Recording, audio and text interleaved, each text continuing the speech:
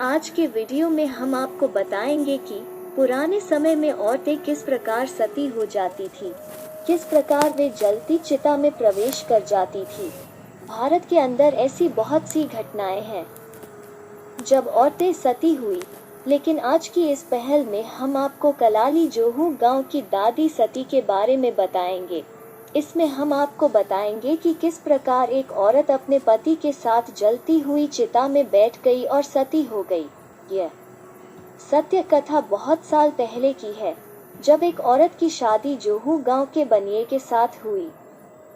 तो एक दिन बनिया जब अपनी पत्नी के साथ घर लौट रहा था तो उनका सामना कुछ डाकुओं से हुआ।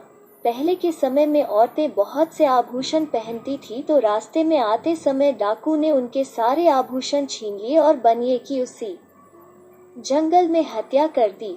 उस घटना से वो औरतें जो आज दादी सती के नाम से प्रसिद्ध है, वो अपने पति के साथ जल गई और सती हो गई। उन्होंने अपने पति के सिर को अपनी गोद में रखा और जलती चिता पर बैठ गई और वहीं पर सती हो गई। यह झकझोर कर देने वाली एक सत्य कथा है। यह उस समय की बात है जब हरियाणा के कलाली गांव की स्थापना नहीं हुई थी और यहाँ पर एक गहरा जंगल था। सती होने के बाद वहाँ पर दादी की एक छोटी समाधि बनाई गई, जो समय के साथ साथ बहुत नीचे रेत के अंदर दब गई। उनकी समाधि पर इतनी मिट्टी हो गई कि मानो किसी ने एक रेत का पहाड़ बना दिया हो। फिर दादी सती ने अपनी लीला दिखाई और गांव के एक बनिए को संपन्न में दर्शन दिया। उस समय उस बनिए का लड़का बहुत बीमार चल रहा था और बहुत से प्रयासों के बाद और डॉक्टर की सलाह के बाद भी उसकी सेहत में कोई भी सुधार नहीं आ रहा था। तो दादी सती उस बनिए की स्वप्न में आती हैं और कहती हैं कि मैं कलाली गांव के जंगल में बहुत नीचे रेत के नीचे दबी हुई हूँ। अगर तुम मुझे निकालने में समर्थ हो तो तुम्हारा लड़का ठीक हो जाएगा और बिल्कुल स्वस्थ हो जाएगा।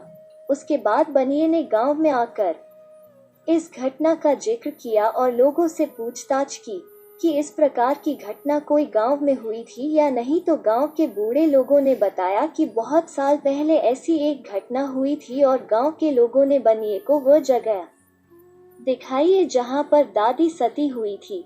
उसके पश्चात बनिए ने वहां पर खुदाई का काम शुरू करवाया।